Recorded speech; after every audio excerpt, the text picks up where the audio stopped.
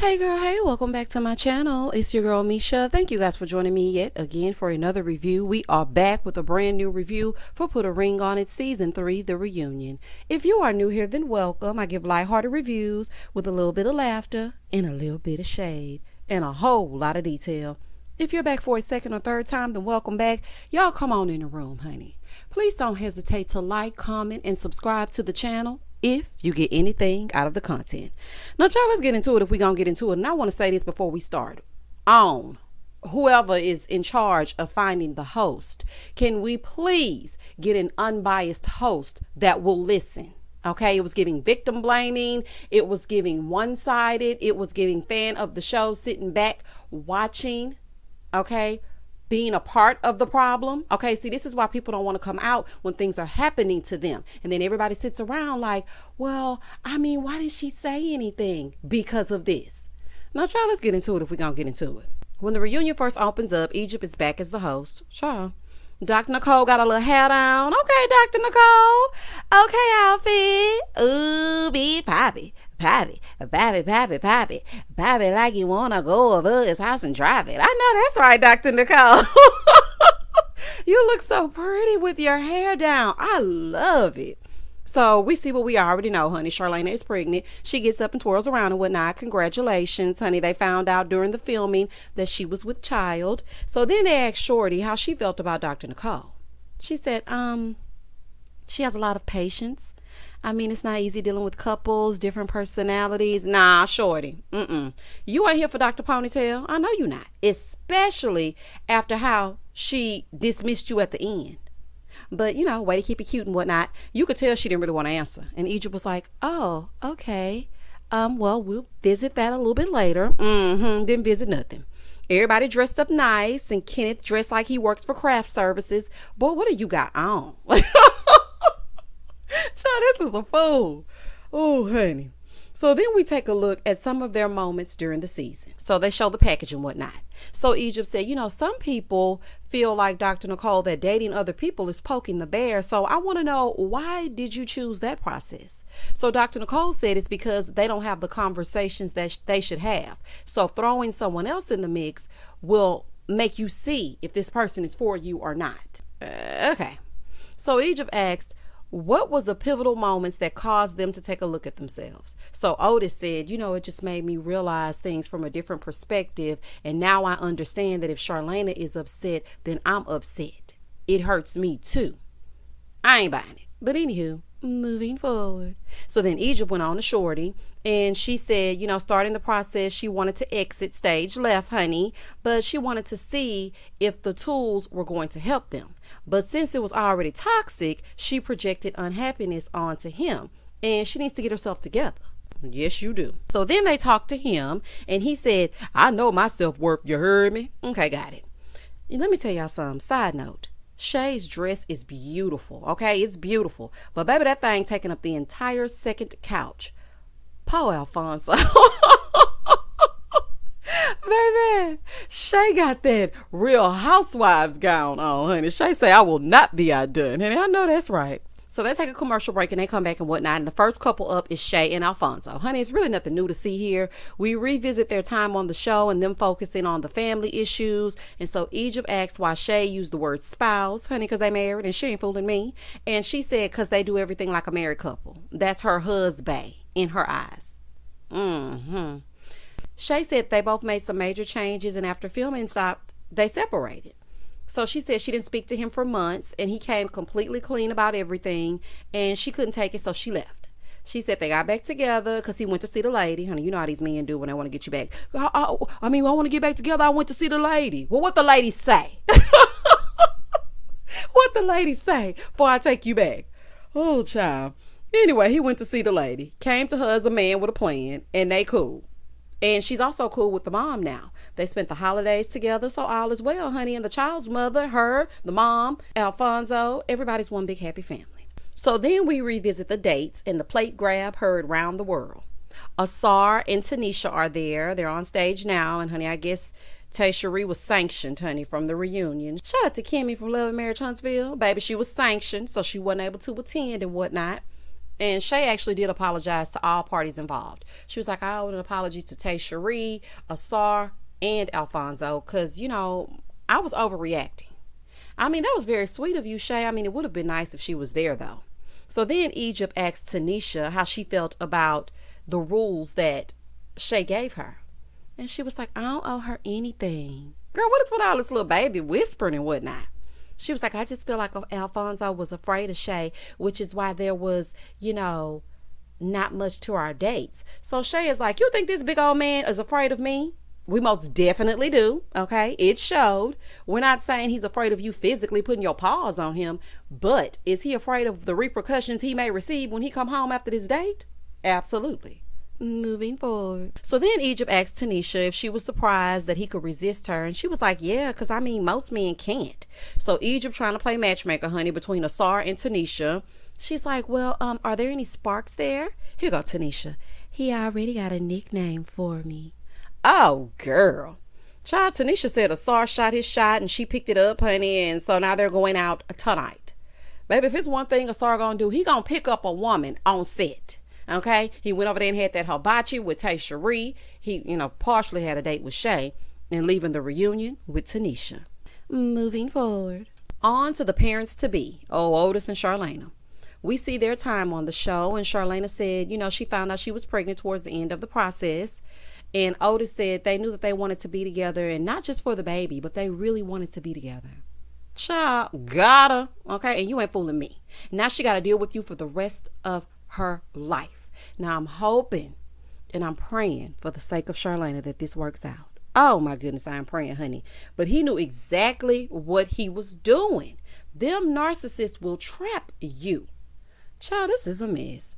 So then we see her dates with Slodell and how Otis was playing tit for tat when he went out with Milan, honey, thinking he was doing something, but baby, Milan has an agenda here today. And she about to get into it as she gets into it. So then Chris and Milan, they join, and Egypt asked about their connections. And he said, he thought they had a little bit of a spark, but he knows that she really does love Otis, and he could tell that even on their dates. So Egypt asked Otis if he felt there was chemistry between Charlana and Chris. And he said no. I say no as well, honey. I saw absolutely nothing. So Charlie said, it's really hard for me to open up and focus on my dates because I was really focused on my relationship. Baby, then we speak to Milan. She said, well, Otis was more into me than I was into him. I don't know now. Y'all seem equally as vested, if you ask me, from what I remember. But y'all, let's hear more. Also, why so much hostility if you didn't like him? But y'all, let's get into it. So she said after the first date, he immediately DM'd her. He's like, nah, she lying. Here goes Charlana, caping for him. I saw the DMs, and she couldn't hold a conversation on their date. I watched it. Charlana, if you watched that date, did you also watch all the other ones? Otis on these dates, it was like pulling teeth. He never had anything to say. Nothing. Child, he's not exactly an award-winning conversationalist. Like, let's just be real. So she's like, yeah, she was just boring and dry. Ma'am, have that energy for your man. He is the one that betrayed you, not her. You're in a relationship with him. So Milan is like, well, I have the DMs. So Charlana is like, well, we're happy, and so it doesn't matter. So child, I'm thinking they're going to leave it at that. But honey, no. Milan said, not under my watch. So Milan is giving her Shirley, this is Barbara tease, saying, I was coming to you as a woman. But why though? Why are you coming to her as a woman? Because see, I have to see both sides. If you don't like him, leave this pregnant woman alone. If it's one thing I hate, it's for a pregnant woman to be stressed out. I had to go through that. I had so many people coming to me woman to woman while I was pregnant. It was ridiculous. Child, I almost lost my baby. You need to leave people alone when they're pregnant, child. Like, let her do whatever she gonna do. Clearly, she believes this man. So go on, let her go and skip off into the sunset with him, child. So Milan was like, yeah, he texted and DM'd me. Egypt said, oh, did he? Text? And he's like, I didn't text her. And she said, okay, well, go ahead and read the text. Baby, Otis sure had a lot to say via text. He was like, do you think I wanted to kiss your big old juicy lips? I wanted to give you massages to 90s R&B music. Baby, even Slodell had a little laugh at when he heard that 90s R&B music. Even he had to chuckle. He's like, I don't even talk like that. You know what? Men love to pull that card. They don't even sound like me. Okay, sir, it might not sound like you, but you and your hairline are a bald-headed lie. Okay, a bald-headed lie. Why would this lady just lie for no reason? What is she gaining by lying on you? So Otis was like, we've heard enough. Child, not objection, Your Honor. You do not decide when we've heard enough. I want to hear more, child. So Egypt asked him straight up. She said, did you DM her? And he denied it, of course. And she's like, your man is a liar. He's not who you think he is. All I want to know is this. What is the end game here? Because she don't believe you. So just leave it alone. So then she said they met outside of the show and they met in the parking lot. So Charlene is like, why would you meet in a parking lot? Why if you're not into him? So Moulin Rouge is like, ain't nobody checking for you, Otis. Honey, ain't nobody coming to see you, Otis. And everybody had a good laugh at that. But child, I can't tell. Because you coming with the receipts for what reason? Is it to hurt Charlene? Probably because she said you look like a child. Is that what's going on?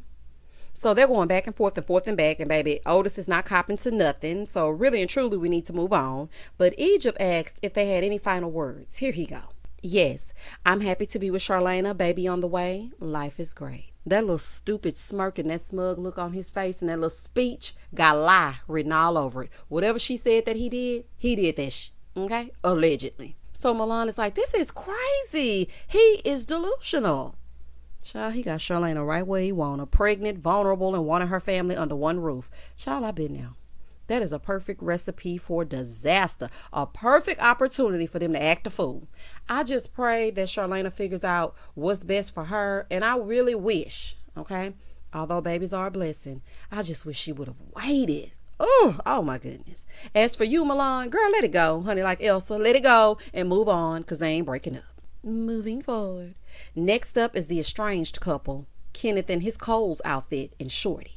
So we take a look at their time on the show.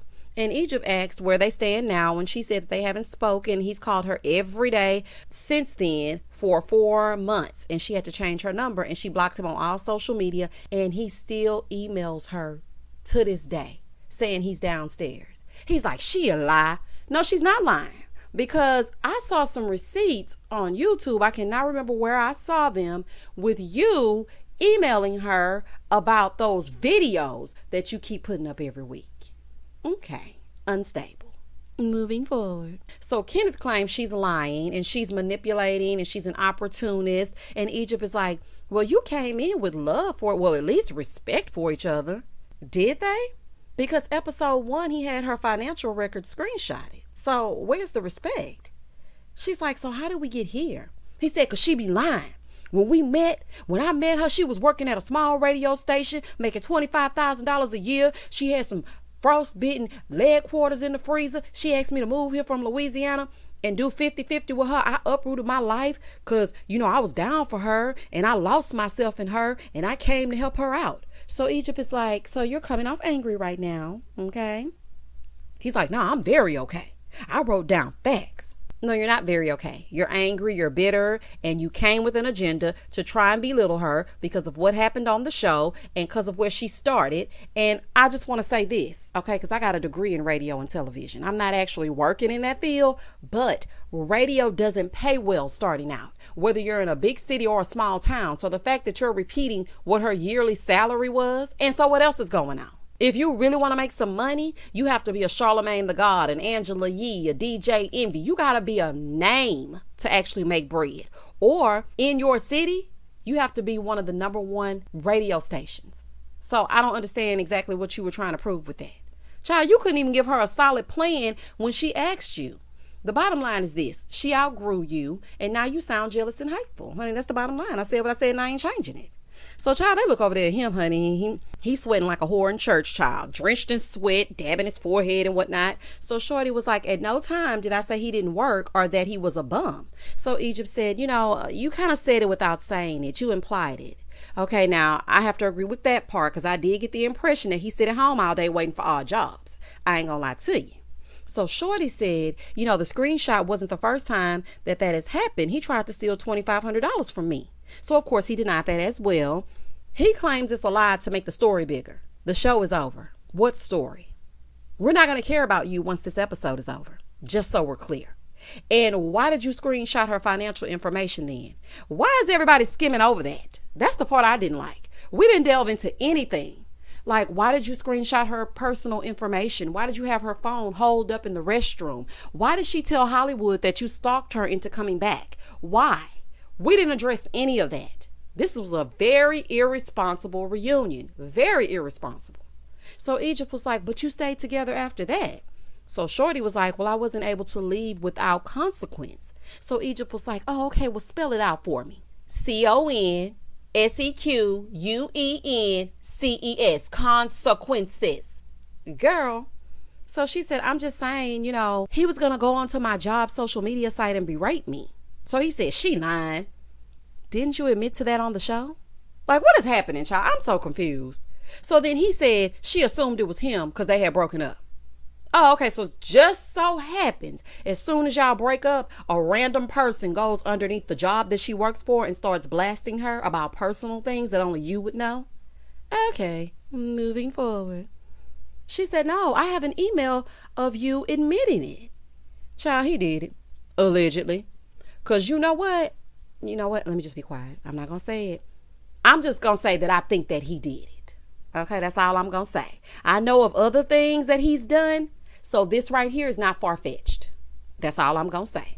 So Egypt was like, well, why come on the show? She said to leave safely and have it documented. I knew it. I told y'all from that first review. I was like, something ain't right about this. And I feel like she's coming on this show so that she can leave safely. I told y'all. So Egypt said, well, why come on the show? Egypt, what part aren't you getting?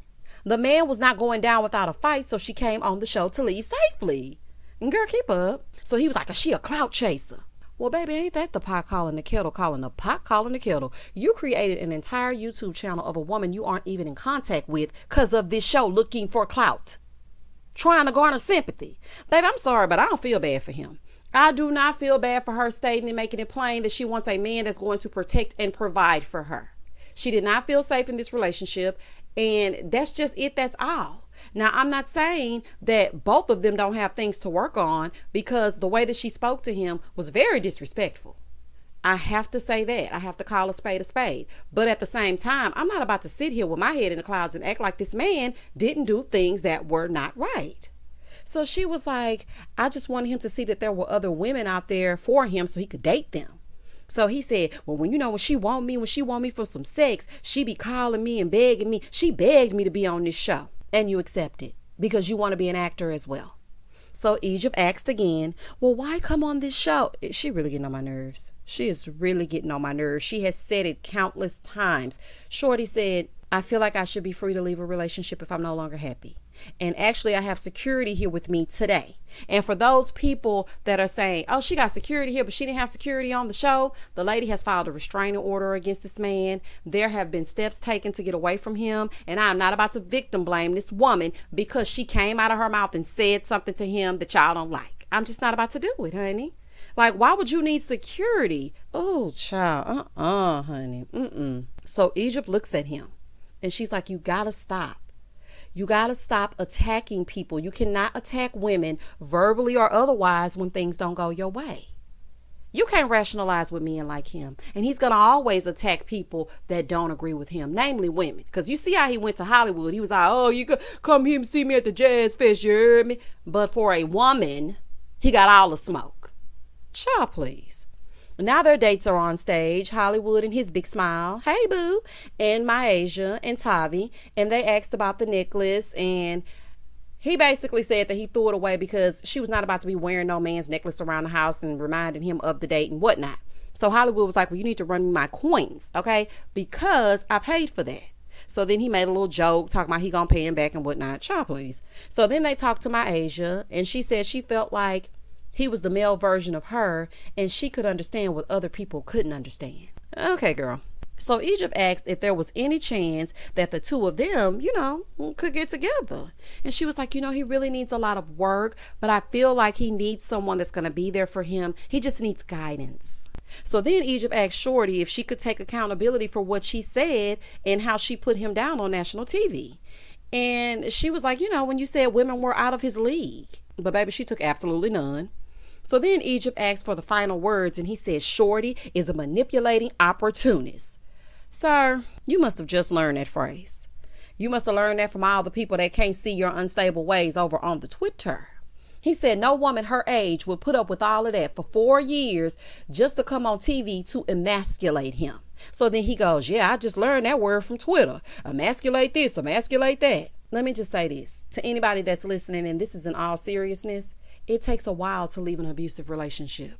Whether you're mentally abused or physically abused, they beat you down so mentally that you don't even have the mental capacity to pick yourself up and dust yourself off and leave, because they've stripped you of your self-esteem, and now you feel like you can't get nobody else because that's what they're instilling in you. As far as an abusive relationship is concerned, it takes 7 times and sometimes more than that before you leave. And you can't just get up and tell them one day, I'm leaving. You got to have a plan, or else your life is in danger. And you want to know how I know? Because I've been through both. Moving forward. Both of y'all need to stay far, far away from each other. Go to your own separate corners of the earth. So then the entire cast and Dr. Nicole, they come back and they're back on stage. And Dr. Nicole said the objective for any relationship is to be at peace, not to be in pieces. So whoever's life they enter in peace and not in pieces, that will be extraordinary. Okay, riddle me this, riddle me that. Who's afraid of the big black bat? Girl, bye. So then Egypt asked what everyone else was doing. Otis and Charlana are focusing on the baby. Shay said they're looking at mid-October for this huge over-the-top celebration. Child, did y'all catch that? Celebration. Honey, because y'all already married and you ain't fooling me. Because if I was getting married, I would say, I want this huge over-the-top wedding. We're shooting for mid-October. Child, not y'all about to have a party. So then Shorty said that she's going to work on herself, and Buzz Lightyear said he was going to go to infinity and beyond. He got a movie coming to DVD, DVR, red box near you, child. Goodbye and good riddance. And that is a wrap for season 3 of Put a Ring on It. Child, y'all comment down below and tell me exactly what you thought about this reunion. I was underwhelmed, and quite frankly, the only thing new and riveting was Milan sitting on the edge of that couch, honey, getting into it as she got into it, exposing old Otis. Please don't hesitate to like, comment, and subscribe to the channel. And as always, stay safe, stay blessed, spread love, not germs. Peace.